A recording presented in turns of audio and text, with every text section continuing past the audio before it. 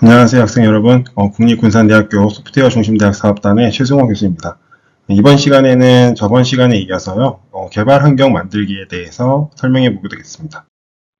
어, 개발 환경 만들기는 이제 본격적으로 이제 로컬에서 깃을 사용하기 위해서 그 환경을 이제 구축하는 것인데요.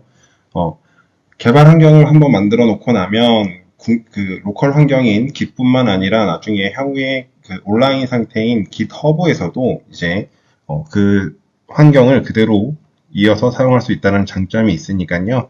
한번 들어보시길 바랍니다. 네, 먼저 깃허브 소스트리 설치에 대해서 한번 안내를 해드릴게요. 깃 같은 경우는 매우 단순합니다. 그래서 깃의 공식 웹사이트에서 설치 파일을 다운로드하면 되는데요.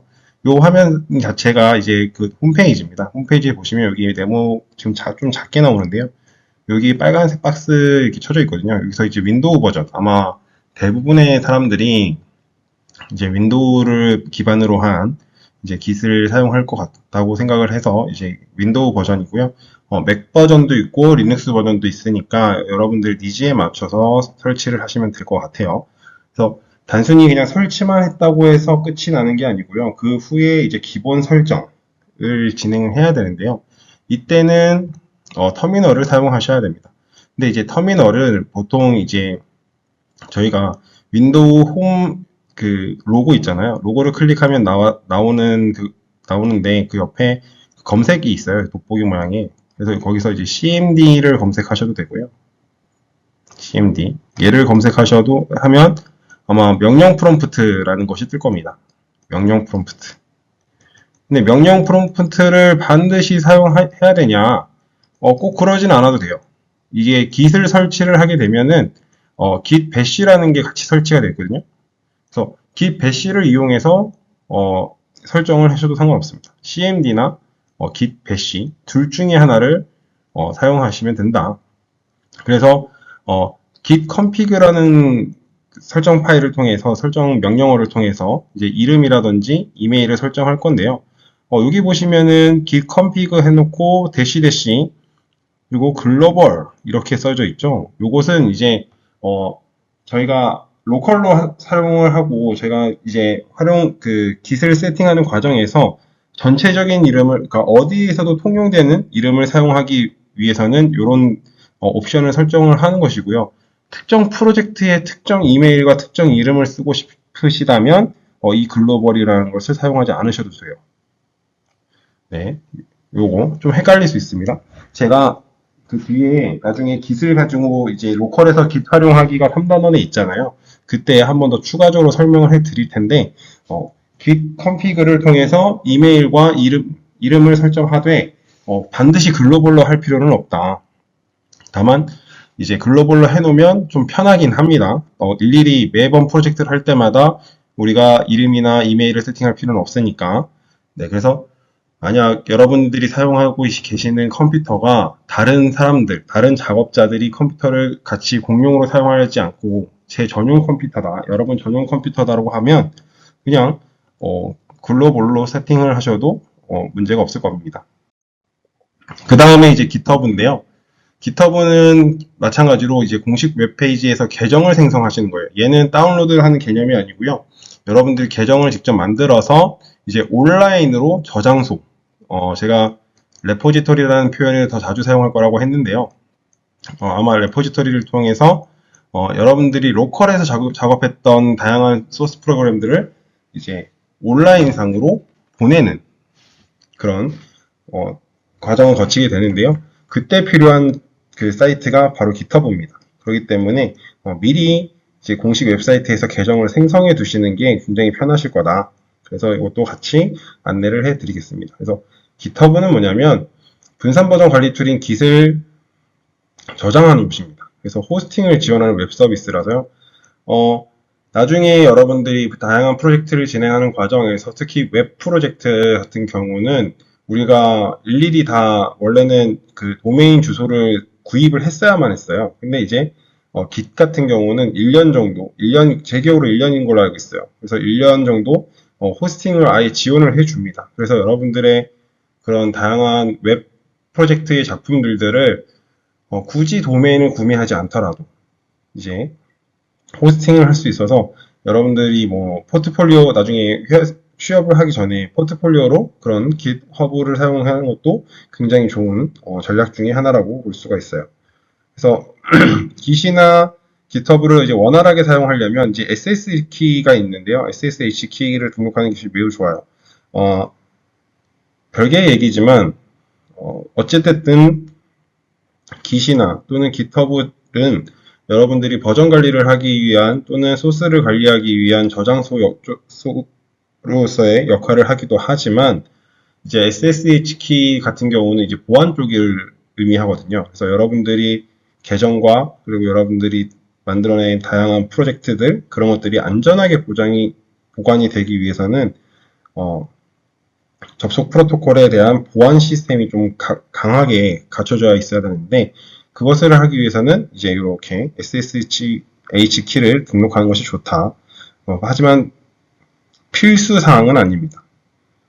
말씀드렸다시피 권장 사항이에요. 그래서 난 이거 세팅하고 싶지 않은데 라고 하면 그냥 그 단계를 건너뛰셔도 상관은 없어요. 하지만 좀 이제 본격적으로 이제 개발이라든지 본격적인 협업을 해야 되는 과정에서는 좀 필요한 과정이다 라고 보시면 될 것 같습니다.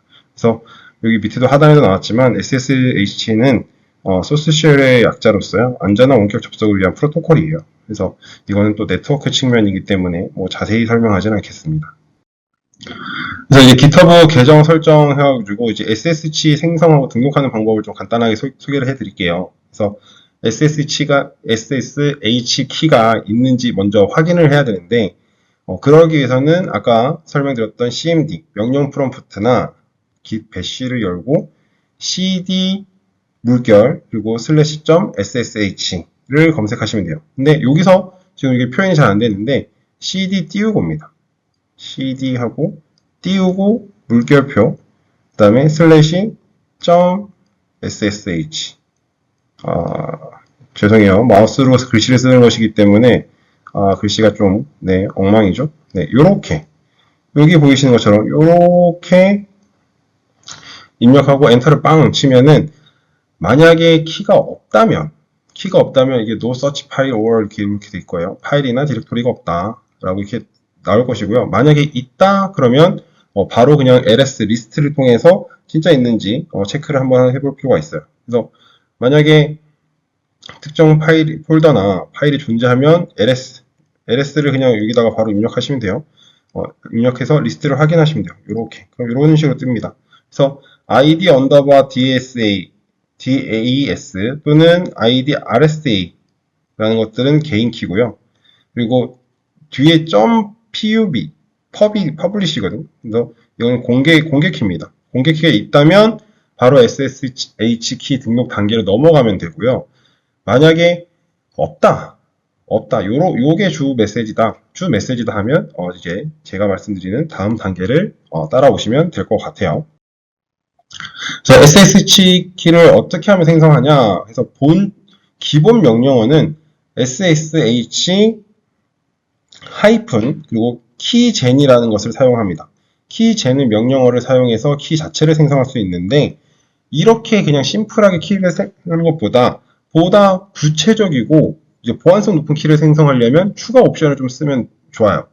그래서 그것까지 같이 알려드리면 제가 지금 요거를 조금 복잡하게 써놓은 것처럼 보이지만 이렇게 했으면 좀 굉장히 좀 유리합니다. 그래서 SSH keygen하고 띄우고 -t 띄우고 RSA 해서 이게 무슨 뜻이냐? 얘는 RSA 알고리즘을 생성해서 키를 만들어 달라. 그런 뜻이고요. 또 띄우고 B 또 띄우고 4096는 키의 바이트 길이. 키를 만드는 길이를 4096 비트로 해달라. 그래서 이렇게 해서 보안성을 좀 높일 수 있다. 라고 생각하시면 될 것 같습니다. 그리고 이제 다시 또 -c 해가지고 이메일 주소, 키의 주석을 다는 겁니다. 그래서 이게 프로젝트가 하나인 사람들도 있지만 이제 여러분들이 이제 학년이 올라감에 따라 또는 여러분들의 경력이 쌓임에 따라서 굉장히 다양한 프로젝트를 진행할 수 있거든요. 그래서 그때마다 여러분들이 그 키에 주석을 달아놓지 않으면 무슨 키가 어디에 있는지 여러분들이 헷갈릴 확률이 굉장히 높거든요. 그래서 키에 주석을 달아서 여러분들이 식별할 수 있도록 해주는 게 좋습니다. 그래서 지금은 제가 예시로 이메일 주소를 달아놨는데요. 뭐 사실 굳이 이메일 주소일 필요는 없어요. 말 그대로 주석이기 때문에요. 그냥 식별용으로, 그러니까 여러분들 개인적으로 이제 식별할 수 있도록 만들어 놓은 것이고요. 그 다음에 SSH add 해놓고 이렇게 쭉 있는데, 개인 키를 에이전트에 추가해서 이 SSH 연결 시 아무 입력하지 않고도 인증할 수 있도록. 그러니까 이것도 옵션입니다. 그리고 cat 한 것들은 얘를 공개 키를 내용 자체를 출력하는 거예요. 얘는 이제 뒤에 뒷단에도 또 한번 소개가 될 텐데, RSA 알고리즘을 통해서 우리가 퍼블리싱 키를 만들었기 때문에 이 키 내용이 저희가 필요해요. 이 키 내용을 나중에 복사할 거거든요. 그래서 얘를 이제 GitHub에 등록할 것이기 때문에 요 캣에서 나온 데이터를 바탕으로 SSH를 인증할 거다라고 생각하시면 될 것 같아요. 그래서 물론 그냥 이 단계들이 귀찮으시면 그냥 바로 그냥 키젠 통해서 그냥 바로 키를 그냥 생성해 버리셔도 돼요. 그래도 문제는 없어요. 문제는 없는데 이런 옵션들을 통해서 이제 보안도 향상시키고 여러분들이 다양한 프로젝트를 진행함에 따라서 여러분들이 키의 중복도 막을 수 있고 그 관리가 좀 더 용이하다라는 특징이 있죠. 물론 모든 프로젝트 때마다 SSH 키를 동일한 걸로 사용해도 상관은 없어요. 근데 왜 그런 거 있잖아요. 우리 왜 네이버 아이디 비밀번호 똑같고 다음 아이디 비밀번호 똑같고 뭐 군산대학교 로그인 아이디 비밀번호 똑같으면 그 중에 하나의 아이디만 탈취가 당해도 또는 하나의 아이디만 해킹이 당해도 여러분들이 가입되어 있는 웬만한 그런 가입된 그런 사이트들의 아이디와 비밀번호가 다 노출된 것과 같은 결과를 낳잖아요. 그래서 그런 것들, 그런 리스크 관리 측면에서 이렇게 각 프로젝트들마다 이렇게 따로 세팅을 해주는 게 더 좋다, 더 권장된다라고 생각하시면 될 것 같아요. 자, 그래서 그렇게 해서 엔터를 빵 치면은 여기 지금 제가 이렇게 회색 박스로 가려놓은 이유는 사실 별거 아닌데 그냥 제 이메일 주소입니다. 제 이메일 주소인데 그걸 그냥 가려놓은 상태고요. 그래서 이렇게 해버리면 이렇게 하고 엔터를 딱 치면 키를 저장할 디렉토리 입력하라고 이렇게 떠요. 여기 위치를 입력하라고 이렇게 뜨는데 만약에 여기서 그냥 빈칸을 공백으로 그냥 엔터를 치게 되면 어떻게 할 거냐라고 했을 때 이 가로 안에 있는 이 가로 C user owner.ssh 에서 id는 underbar RSA 알고리즘을 활용해서 만들 거야 라는 이 디렉토리 안에 저장이 된다 라고 생각하시면 돼요. 그래서 특별히 뭐 이거는 그냥 엔터 치셔도 전혀 문제가 없을 겁니다. 그래서 얘는 그냥 엔터로 넘어가시면 되고 특별한 위치가 있다면 경로를 바꿔주시고 하시면 될 것 같고요. 그 다음에 패스파라스 입력이라든지 SSH를 사용할 때 추가적으로 보안을 위해서 확인용으로 패스파라스를 추가적으로 입력하라고 나오는데 이거는 약간 이중 보안 느낌이기 때문에 굳이 필요할까라는 생각이 좀 들긴 합니다. 하지만 아까도 말씀드렸듯이 본인만 사용하는 장비라면 상관없어요. 왜냐면 어차피 내 컴퓨터 나만 쓰는 거니까 다른 사람들이 접근을 하지 않으니까 사실 크게 입력하지 않아도 상관없는데 만약에 우리가 학교라든지 그러니까 공용 수업 중에 쓰는 공용 컴퓨터를 우리가 실습하는 환경에서 이렇게 깃을 이용하는데 그럴 때는 당연히 이렇게 추가적으로 암호를 걸어놔서 이중 보안 장치를 해놓는 게 좋겠죠. 자, 그렇게 되면 여기 cat 아까 말씀드렸죠. 공개 키 퍼블리시 키가 생겨요. 그래서 cat 머시기 하면서 이제 공개 키가 나오는데 지금 요것도 잘린 겁니다. 굉장히 길어요. 좀 길게 제 기억으로 3줄, 4줄 이렇게 쭉 나옵니다. 그걸 그대로 쭉 복사하시면 됩니다. 그래서 아까 그 상태에서 그냥 엔터를 빵 누르면 저는 아까 그 패스파랍스를 따로 입력하진 않았는데요. 그냥 엔터를 치면 이제 RSA 알고리즘으로 이렇게 알 수 있는 이 그림은 그냥 랜덤 픽하게 나오는 그림입니다. 그렇기 때문에 저랑 그림이 다르네요 라고 하도 신경 안 쓰셔도 돼요. 다만 중요한 건 이 캣을 통해서 나오는 퍼블리싱, RSA 퍼블리시 키, 공개 키를 처음부터 끝까지 쭉 다 드래그 하셔서 복사를 하셔야 된다. 그게 매우 중요했다. 라고 생각하시면 될 것 같습니다. 그렇게 해서 이제 GitHub에 우리가 이제 등록을 해야 되는데요. 이제 GitHub 같은 경우는 어떻게 등록을 하냐면 여러분들 GitHub 계정을 생성하셨어요. 그죠? 그리고 나서 여러분들 프로필에 사진을 클릭을 한번 해보면 세팅스라고 있습니다. 한 가운데쯤 세팅스가 있는데요. 아, 여기서는 제가 건너뛰었네요. 그림상.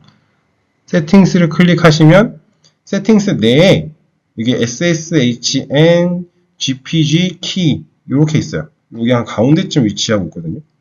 가운데쯤. 여기에 New SSH를 클릭하시면 돼요. 그러면 요런 화면이 뜹니다. 요런 화면. 이게 지금 아시는 분은 아시겠지만 제가 다크 모드로 해놓기 때문에 이렇게 검정색 화면이에요. 아마 흰색 배경인 친구들도 많을 겁니다. 뭐 색깔이 다르다고 해서 다른 건 아니니까 그게 중요한 게 아니기 때문에 네, 크게 신경 쓰시지 않으셔도 될 부분이고요. 자, 타이틀에는 여러분들이 이름을 이제 등록하는 거예요. 그래서 아까도 말씀드렸듯이 뭐 저 같은 경우는 지금 예시로 데스크탑 PC, 그러니까 데스크 PC SSH, 뭐 컴퓨터가 예를 들면 회사에서도 작업을 하고 뭐 집에서도 간간히 작업을 해요. 그러면 구분을 해놓는 게 좋겠죠. SSH 키를.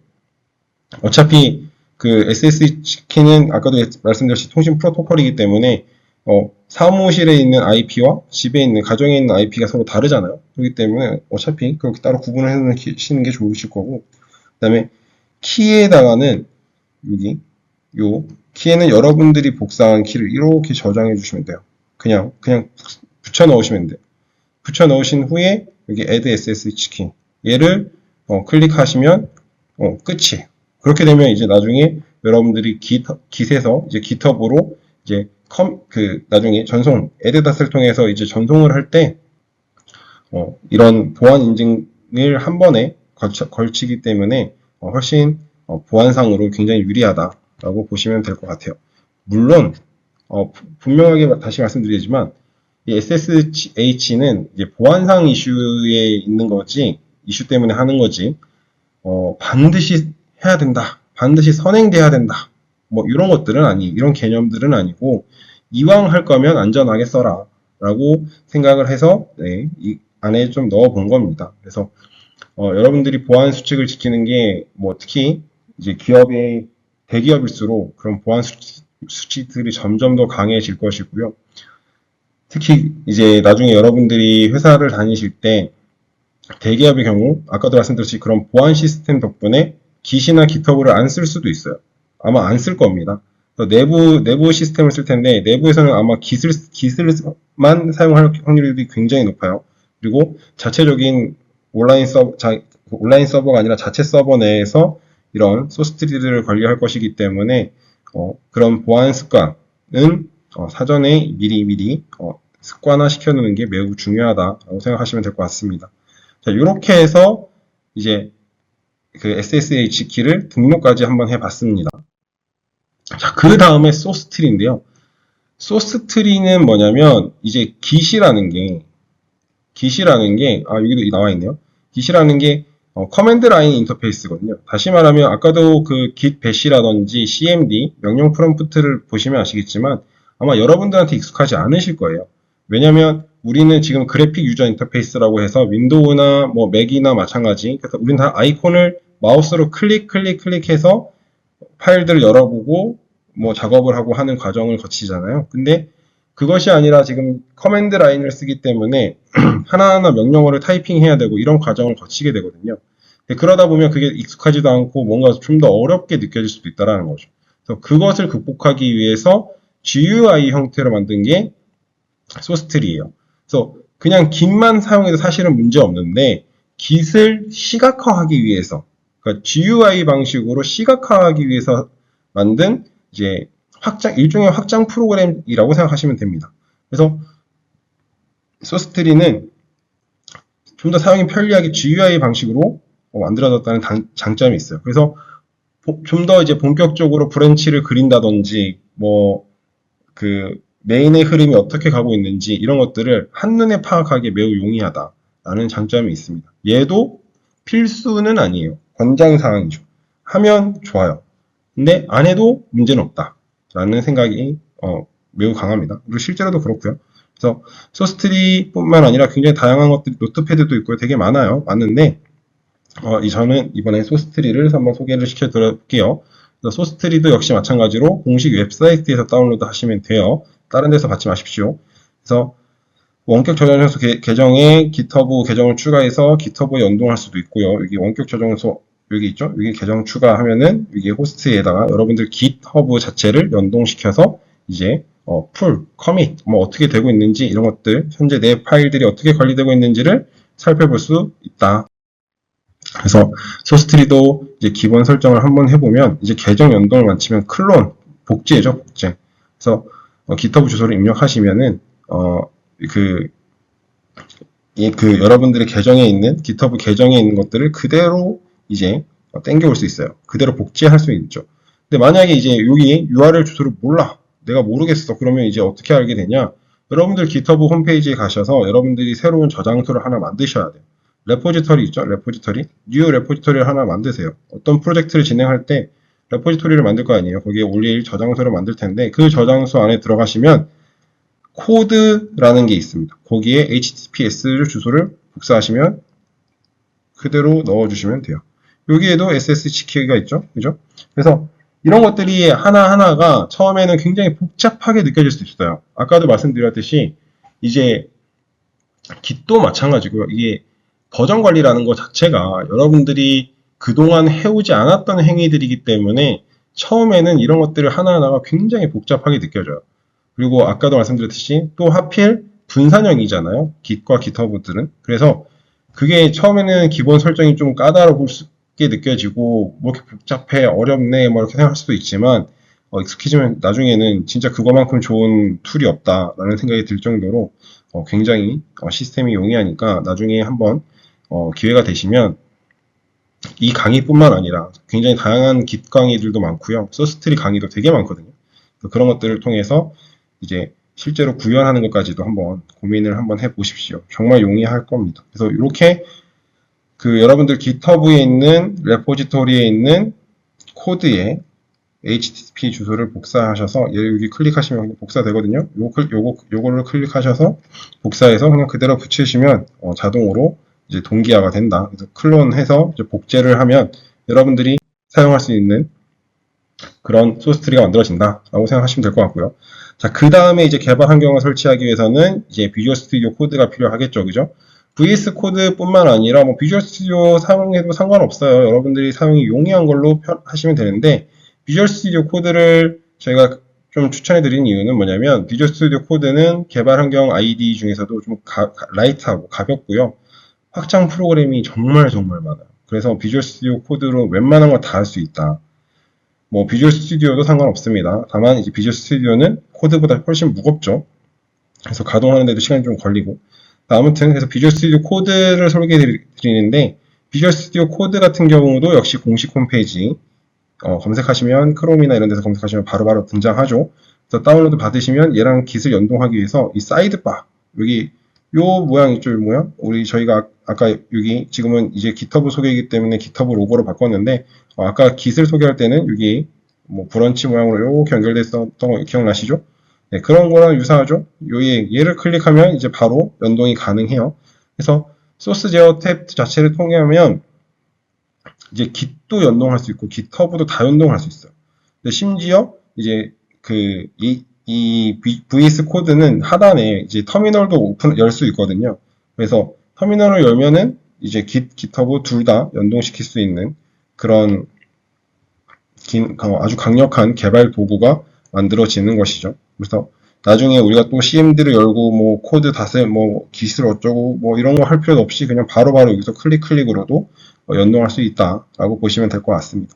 또 아까 말씀드렸던 그런 소스트리 같은 경우도 소스트리도 사실은 뭐 굳이 따지면 프로젝트 매니저, 그러니까 전체적으로 실제 개발자의 입장보다는 프로젝트를 전체적으로 총괄하고 위해서 관리하는 입장에서는 그런 소스트리를 통해서 시각화하는 것도 이게 유의미하게 느껴질 수 있어요.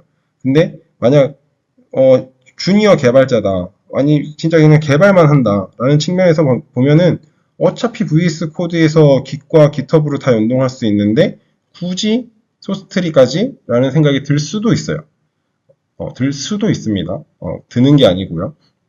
그렇기 때문에 이런 것들은 여러분들이 사용해감에 따라서 여러분들의 손에 더 익숙한 것을 선택하시면 될 것 같아요. 반드시 뭐 이렇게 의무는 아니니까요. 필수사항은 아니니까. 그래서 이제 저희가 이제 깃도 설치도 해봤고, 소스트리도 설치해봤고, 이제 비주얼 스튜디오도 이제 설치가 다 끝났다면, 이제 터미널이나 깃 배시에서 이제 간단하게 명령 테스트를 한번 해보자는 거죠. 그래서 제일 시작은 항상 이겁니다. git init. init은 이제 내가 이 폴더에 특정 폴더, 여러분들이 현재 디렉토리에서 새로운 깃을 리포지터리를 초기화하는 것, 즉 저장소를 만드는 거죠. 자, git init이라는 뜻은 뭐냐면 깃을 이제 initialize, 이제 깃을 시작하겠다 라고 말하는 것 같습니다. 그래서 어떤 여러분들이 프로젝트를 만들었을 때 git init 해버리면 이렇게 메타데이터들을 포함해서 이렇게 이니셜라이징 해갖고 쭉 레퍼토리가 쭉 생깁니다. 그래서 터미널에서 git init을 하면 git 리포지터리가 해당 디렉토리에 초기화됐다는 이런 메시지를 볼 수가 있어요. 그러면 이제 정상적으로 git이 동작하고 있다를 인지하시면 될 것 같아요. 그 다음에 commit. commit은 뭐냐? 메시지라고 그랬죠? 그 시점을 딱 찍는 거라고 했어요. 그래서 커밋하고 언더바 m 이 습관을 사실은 얘도 의무는 아닌데 하는 게 굉장히 좋아요. 그래서 이거를 해놓지 않으면 메시지를 구체적으로 기록해 놓지 않으면 얘가 무슨 파일인지 우리가 하나하나 열어봐야 되잖아요. 그러지 않고 내가 이때 이 작업했지라고 하는 것을 알려주는 것과 같기 때문에 메시지를 반드시 하는 게 습관화 들이는 게 굉장히 좋고요.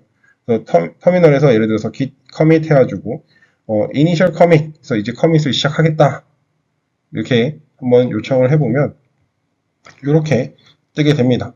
그래서 마스터 루트 해가지고 뭐 abc 1, 2, 3, 4 그리고 initial commit이 시작됐다. 그리고 파일 하나가 변경됐네요. 그래서 인서트 할 거 하나가 더 한 줄이 더 삽입됐다라고 이렇게 파일이 쭉 뜨죠. 자, 이런 것들, 이런 게 다 CLI거든요.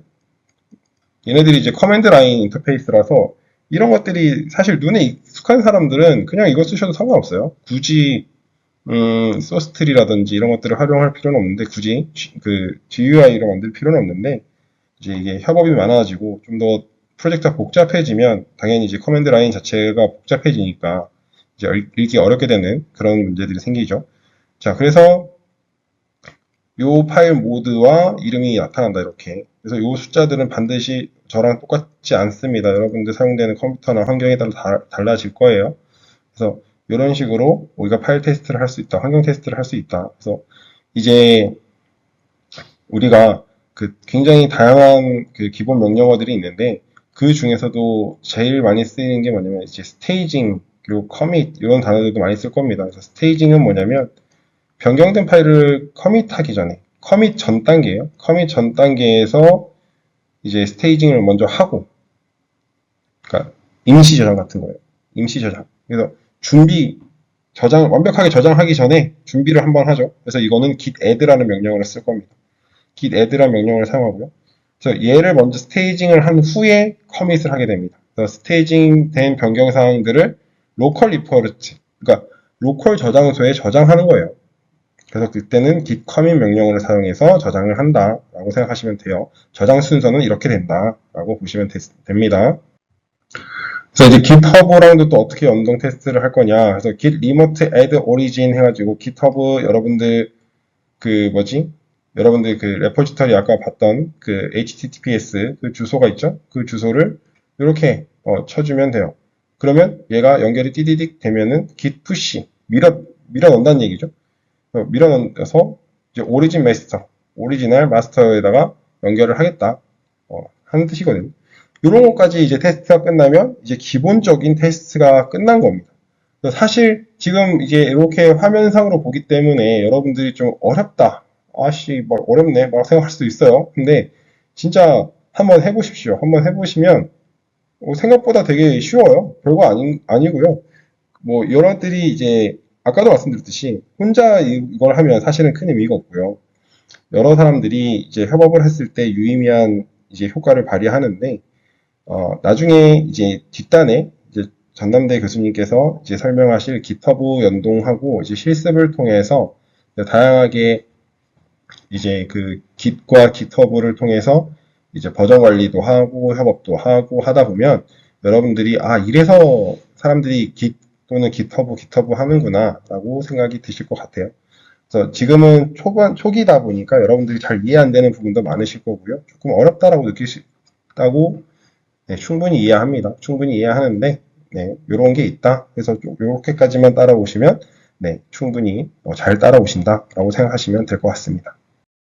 네, 이번 시간은 여기까지고요. 다음 시간에는 이제 본격적으로 로컬에서 Git을 어떻게 활용해서 버전 관리를 할 수 있는지에 대해서 한번 학습을 한번 해보도록 할게요. 네, 시간 수고 많으셨고요. 네, 감사합니다.